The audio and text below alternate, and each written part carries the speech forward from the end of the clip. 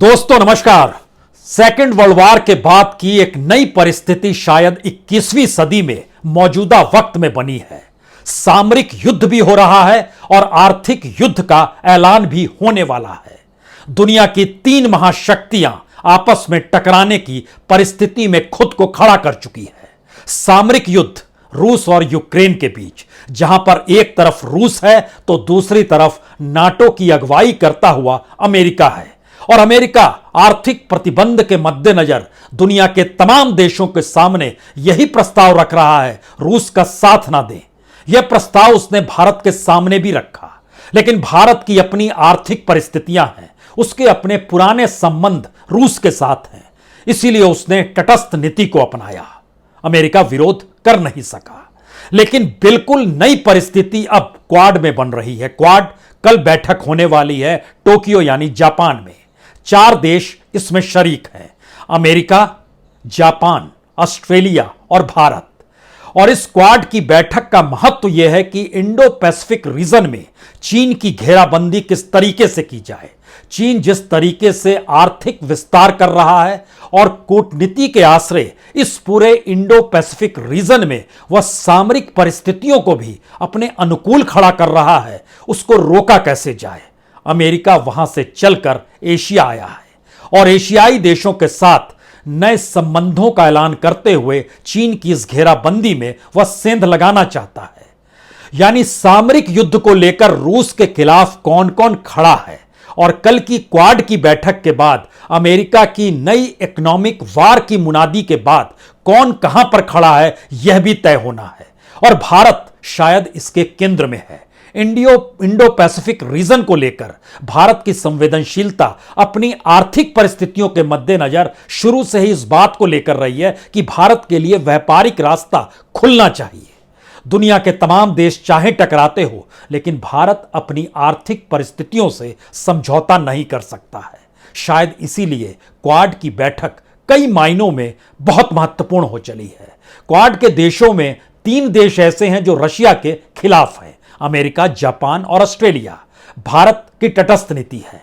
नई परिस्थिति में चीन की व्यापारिक और वैदेशिक नीति के खिलाफ यह तीनों देश हैं, अमेरिका, जापान और ऑस्ट्रेलिया।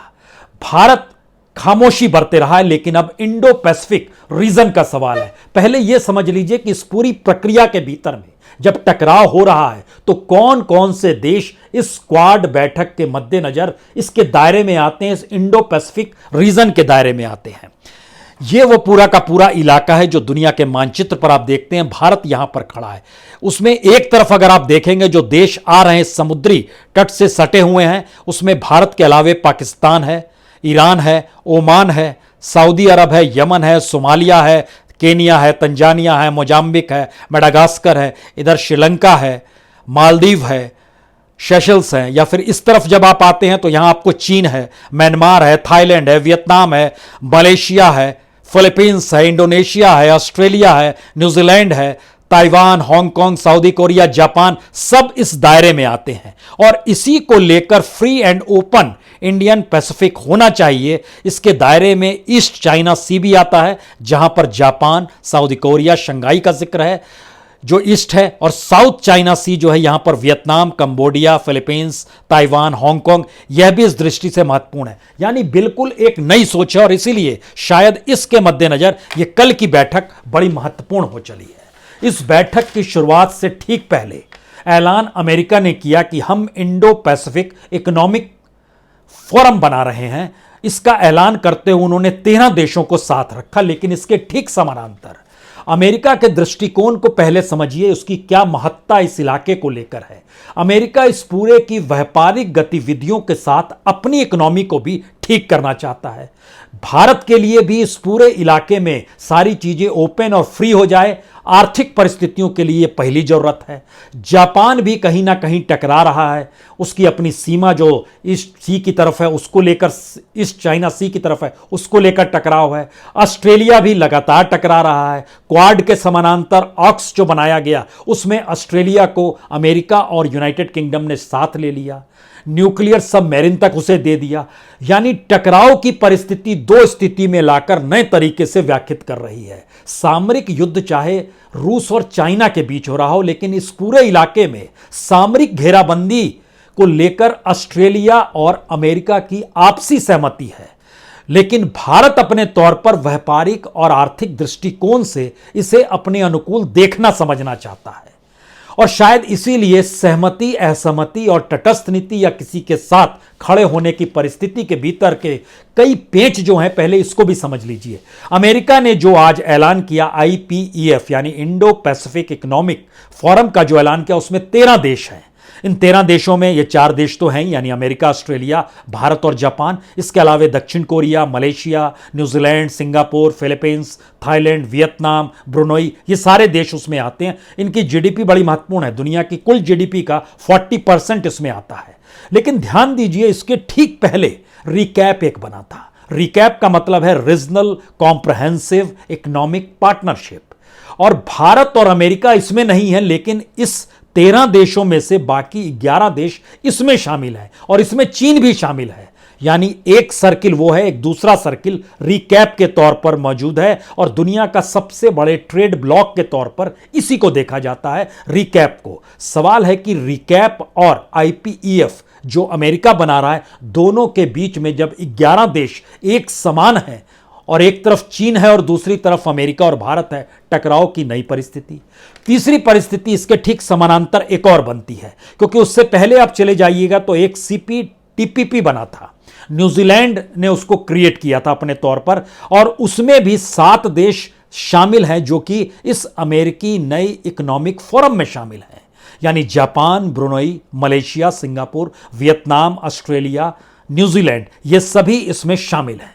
ये उसमें भी शामिल है जो अमेरिका ने ऐलान किया। ये सारे देश रिकैप में भी शामिल हैं, और इसको माना जाता है, ये जो CPTPP है, ये comprehensive and progressive agreement for trans Pacific partnership, और इसमें कनाडा, वियतनाम, पेरू, मैक्सिको, इनको भी शामिल किया गया है। सवाल यह है कि जो अमेरिका चाह रहा है क्वाड के जरिए, उसमें वो चाहता है कि इस बैठक में IPF पर पहली मोहर लगे सप्लाई चेन को लेकर, जो कि आर्थिक तौर पर किसी को रुकावट ना डाले। दूसरी, क्लीन एनर्जी को लेकर। तीसरी, टैक्स एंड ट्रेड को लेकर। चौथी स्थिति डिजिटल इकोनॉमी की है। पांचवी न्यू टेक्नोलॉजी को लेकर है, और छठी जो है ये लेबर लॉ को है। लेकिन अमेरिका की दृष्टि बड़ी साफ है कि अमेरिका अपनी इकोनॉमी को मजबूत करना चाहता है, और उसके लिए इस पूरे एशियाई इलाके में वह एक नई परिस्थिति को बनाना चाहता है। लेकिन अमेरिका के साथ जिन देशों को देखिए, वह भी चाहते हैं कि चीन की जो आर्थिक विस्तारवादी नीति है, जो वन बेल्ट वन रोड उसने क्रिएट किया, और जो हालत उसने श्रीलंका की कर डाली, और कर्ज जो एक लाइन से सबको दिया हुआ है, पाकिस्तान कुछ कह नहीं सकता है, नेपाल की आर्थिक स्थिति डावाडोल है, बांग्लादेश को उसने लोन दिया हुआ है, मालदीव को उसने लोन दिया हुआ है। इस पूरे इलाके में भारत ही एकमात्र है जो अगर खड़ा हो जाए अमेरिका के साथ, तो अमेरिका के लिए इससे बेहतरीन स्थिति कुछ हो नहीं सकती है। लेकिन सवाल है कि भारत की अपनी जरूरतें हैं, अपनी तटस्थ नीति है, और शायद इसी के मद्देनजर इन बातों को भी समझ लीजिए कि चाइना के साथ भारत का जब गलवान घाटी में टकराव हुआ था, तो भारत ही नहीं बल्कि दुनिया के तमाम देश एक बात को समझ गए कि अपनी आर्थिक परिस्थितियों के मद्देनजर ही अंतर्राष्ट्रीय कूटनीति के रास्ते चलना चाहिए। और अगर आप उस इतिहास के पन्नों को पलटेंगे तो बहुत सारी चीज़ें उस दौर में निकल कर आएंगी कि भारत ने अपने मुद्दों पर आधारित साझेदारी की। एक मुद्दा भारत ऑस्ट्रेलिया जापान से जुड़ा, दूसरा मुद्दा भारत अमेरिका जापान से जुड़ा, तीसरा मुद्दा भारत ऑस्ट्रेलिया इंडोनेशिया से जुड़ा। यानी चीन से संबंधित नीतियों को लेकर पुनर्विचार और पुनर्मूल्यांकन की स्थिति में भारत लगातार आया है। इसके ठीक समानांतर ऑस्ट्रेलिया और अमेरिका चाहते हैं कि यह पूरा इलाका सामरिक दृष्टि से बड़ा महत्वपूर्ण है। इस पूरे इलाके में अगर चीन का प्रभाव हो जाता है तो वो तमाम देश जो शायद इस मुसीबत को देख रहे हैं कि चीन की विस्तारवादी नीति उनको कहीं घेर ना ले, तो उससे बचने के लिए उनको अमेरिका का साथ चाहिए। और अमेरिका का साथ का मतलब है कि फिर वो पश्चिमी देशों की नई दखल अंदाजी इस पूरे इलाके में, लेकिन इस इलाके के कमजोर देश क्या करें और चीन की विस्तारवादी नीति को कैसे रोका जाए, ये एक नया कंट्राडिक्शन है। और भारत के लिए इन्हीं कंट्राडिक्शंस का लाभ कैसे उठाना है, यह इस दौर में दुनिया के सामने आए तेल के संकट के मद्देनजर भारत ने जो रूस के साथ अपने तेल आयात को बढ़ा दिया है और दुनिया के कई देशों में भारत रूस से तेल लेकर आयात भी कर रहा है, भारत की तेल कंपनियों को मुनाफा भी हो रहा है। दुनिया के सामने जब खाद्यान्न संकट आया तो इस दौर में भारत का खाद्यान्न एक्सपोर्ट जो है वो बढ़ते बढ़ते $50 बिलियन तक चला गया। इससे पहले कभी इतना नहीं गया था। गेहूं इसी रूप में भारत में संकट आ गया कि उसका निर्यात बढ़ गया। लेकिन सवाल है, ये डॉलर को कमाने का दौर है या आने वाले वक्त के लिए भारत को आर्थिक दृष्टि से और मजबूत करने का। क्वाड की बैठक इसीलिए सबसे महत्वपूर्ण हो चली है। कि क्वाड इसलिए भी बड़ा महत्वपूर्ण है क्योंकि इसके ठीक समानांतर अगर देखिए तो आपको याद कीजिए जब ऑक्स बनाया गया था, यानी ऑस्ट्रेलिया ने को शामिल किया गया, यूनाइटेड किंगडम और अमेरिका, इन तीन देशों ने मिलकर एक पैरेलल में नाटो देशों को शामिल नहीं किया बल्कि नाटो देशों के कुछ देशों को शामिल किया और नाटो को साथ साथ एक नया नाटो बनाने की दिशा में कहा गया। चीन इस बात का आरोप लगाता रहा कि आप क्वाड बना रहे हैं, आप ऑक्स बना रहे हैं, आप एक नाटो की तर्ज पर एशियाई देशों को भी अपने साथ खड़ा करना चाहते हैं और यह टकराव की एक नई परिस्थिति है। युद्ध आर्थिक है लेकिन उसके पीछे सामरिक यानी हथियारों को लेकर बेचना खरीदना, उसको कहीं पर तैनाती करना, यह भी तो अर्थव्यवस्था का बड़ा हिस्सा है। इस दृष्टिकोण से अमेरिका अपनी आर्थिक परिस्थितियों को ठीक करना चाहता है, चीन को रोकना चाहता है। चीन अपनी विस्तारवादी सोच के साथ ऐलान कर रहा है और टकराव की एक नई परिस्थिति ताइवान को लेकर निकली। कल जब प्रेस कॉन्फ्रेंस हो रही थी तो उसमें किसी ने बाइडेन से पूछा, अगर ताइवान पर हमला होता है तो आप क्या करेंगे? अमेरिकी राष्ट्रपति ने कहा, हम ताइवान को बचाएंगे, उसके साथ खड़े होंगे और पहले से हम कह चुके हैं और हम प्रतिबद्ध हैं।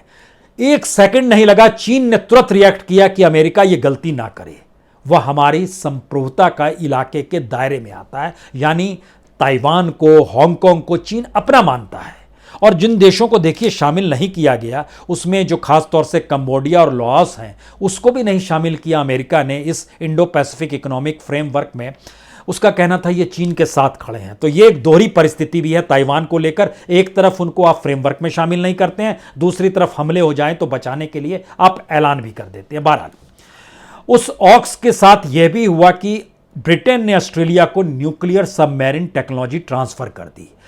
इस न्यूक्लियर सबमरीन की जरूरत ऑस्ट्रेलिया को थी तो ऑस्ट्रेलिया ने जापान के साथ समझौता किया था। अब जापान के साथ जो $1 बिलियन का समझौता था एक झटके में टूट गया। उस पीरियड को याद कीजिएगा तो फ्रांस ने अपने राजदूत तक को बुला लिया था। ये सारे डेवलपमेंट्स बतलाते हैं कि दुनिया में न्यू वर्ल्ड ऑर्डर बनने की दिशा में कौन कहां पर किस रूप में खड़ा होगा, उसके पीछे हर कंट्री की अपनी आर्थिक परिस्थितियां हैं और उन आर्थिक परिस्थितियों से कोई समझौता करने को तैयार नहीं है। तो भारत भी क्यों होगा? और इंडो पैसिफिक रीजन में भारत के ऊपर दोहरा दबाव इसलिए है क्योंकि पहली बार अमेरिका के दबाव में रूस को लेकर भारत नहीं आया। दूसरी बात, इंडो पैसिफिक रीजन में भारत अपना विस्तार करे, अपनी भूमिका को बढ़ाए, इसका दबाव लगातार जापान, ऑस्ट्रेलिया की तरफ से भी आते रहा है और आसियान देशों की तरफ से भी लगातार ये आते रहा है। और इन सब के बीच एक बड़ा डेवलपमेंट तो ऑस्ट्रेलिया में भी हुआ, जहां लिबरल पार्टी के स्कॉट मॉरिसन जो थे, जिन्होंने अमेरिका के साथ समझौता किया था, ऑक्स में आए थे। उधर लेबर पार्टी चुनाव जीत गई और अब प्राइम मिनिस्टर लेबर पार्टी के हैं एंथोनी अल्बनीज़, जो पहली बार स्क्वाड की बैठक में शामिल होने पहुंच चुके हैं, जो कल बैठेंगे। तो क्या नई नीतियां होंगी, इस पर भी हर किसी की नज़र और हर किसी का ध्यान है। अगला सवाल यह है कि क्या वाकई अमेरिका, ऑस्ट्रेलिया और आसियान देश अगर भारत को बड़ी भूमिका में इस पूरे इलाके में देखना चाहते हैं तो भारत की जो अपने एक्सपोर्ट इंपोर्ट चीन के साथ हैं, क्या उसका अल्टरनेटिव दे पाने की स्थिति में ये सारे देश खड़े हो पाएंगे? जो परेशानी भारत को रूस को लेकर थी कि रूस के साथ सामरिक संबंध और आर्थिक संबंधों को अमेरिका के कहने पर नहीं काट सकता है, ठीक उसी तरीके से क्या चाइना के साथ पूरी व्यापार नीति को वह रोक सकता है अगर अमेरिका कह रहा है, या भारत की आर्थिक परिस्थितियों के मद्देनजर इंडो पैसिफिक रीजन क्या वाकई इकोनॉमी को संभाल लेगा और इसकी गारंटी देगा कौन और लेगा कौन? क्या ये कल क्वाड की बैठक में निकल कर आता है? ये सारी, क्योंकि भारत लगातार कहता था free and open Indo Pacific होना चाहिए, ये अवधारणा उसकी लगातार रही है। और इसका जिक्र 2016 में जापान ने भी अपने तौर पर किया था, जब नैरोबी में बैठक चल रही थी।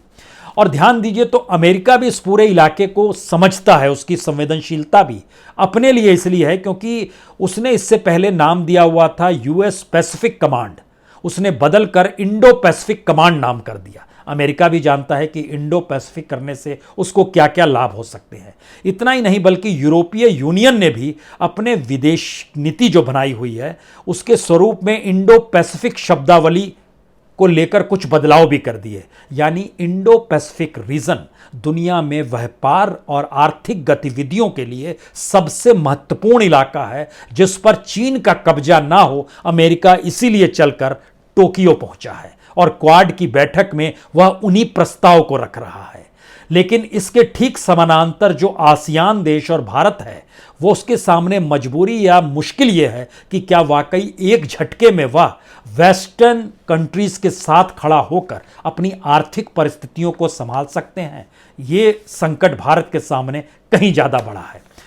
हम जिस बात का जिक्र कर रहे हैं कि दुनिया अब अपनी अपनी मुद्दों और अपने अपने मुश्किल हालात को सुलझाने के लिए देख रही है, तो याद कीजिए चाइना के साथ जब टकराव गलवान घाटी में 2020 में हुआ था, उसके बाद अगर ध्यान दीजिए जुलाई 2020 में भारतीय नौसेना और अमेरिकी नौसेना ने अंडमान निकोबार में संयुक्त नौसैनिक अभ्यास किया। चीन बड़े गुस्से में आया, भारत ने ध्यान नहीं दिया।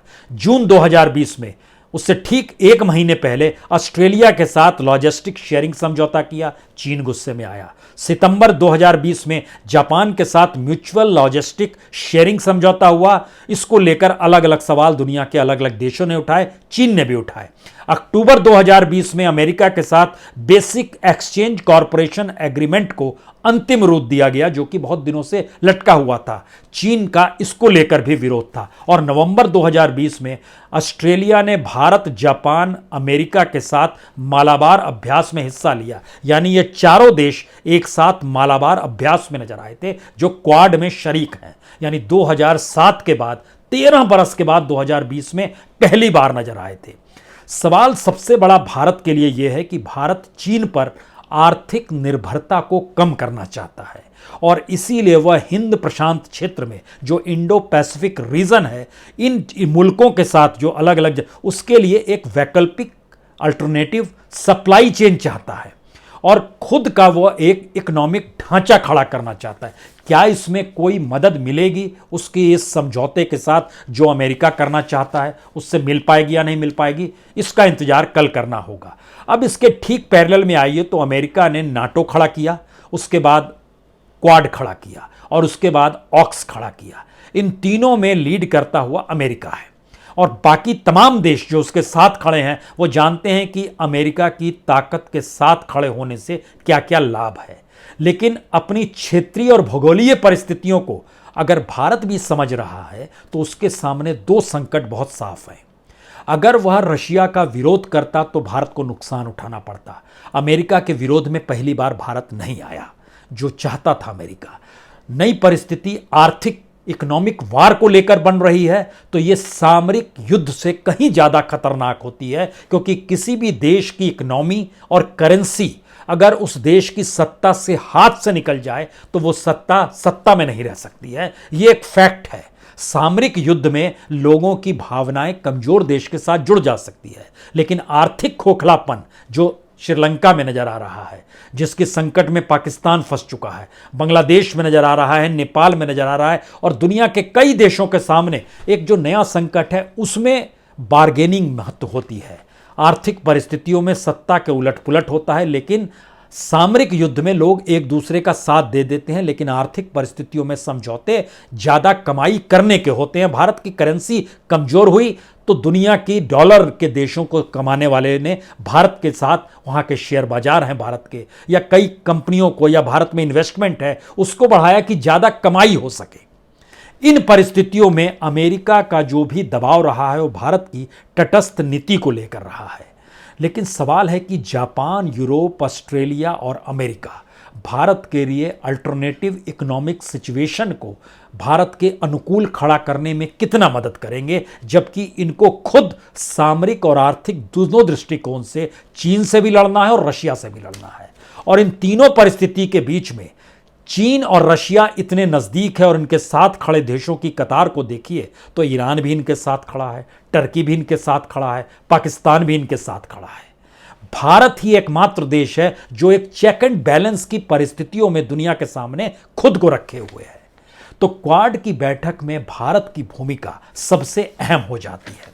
यहां पर एक आखिरी बात समझने की जरूरत है कि क्वाड भी क्वाड्रिलेटरल सुरक्षा वार्ता है, एक दूसरे को सुरक्षा देने के लिए है। और ऑक्स जो बनाया गया था जिसमें ऑस्ट्रेलिया, यूके और अमेरिका है, उसमें ध्यान दीजिए तो उसमें अलग अलग तरीके से, चाहे वो एडवांस साइबर हो, आर्टिफिशियल इंटेलिजेंस हो, क्वांटम टेक्नोलॉजी हो, अंडर सी कैपेबिलिटीज़ हो, इलेक्ट्रॉनिक वारफेयर हो, इनोवेशन हो या इंफॉर्मेटिव शेयरिंग करने की बात हो या मिलिट्री कैपेबिलिटी को बढ़ाने की बात हो, ये सारी चीज़ें अपने तरीके से इसके दायरे में आती है, सभी देशों के दायरे में आती है जो अमेरिका के साथ खड़े हैं। और चीन यहाँ पर वेस्टर्न पावर को इस रूप में बता रहा है कि वो कंटिन्यूअसली, लगातार कोल्ड वार की दिशा में दुनिया को ले जाना चाहते हैं। यहीं से असल सवाल खड़ा होता है, क्या रशिया और चाइना इन नई परिस्थितियों में एक साथ खड़े होकर न्यू वर्ल्ड ऑर्डर की अगुवाई करते हुए क्या नजर आ सकते हैं अगर इंडो पैसिफिक रीजन में रशिया भी चाइना के साथ कूद गया तो?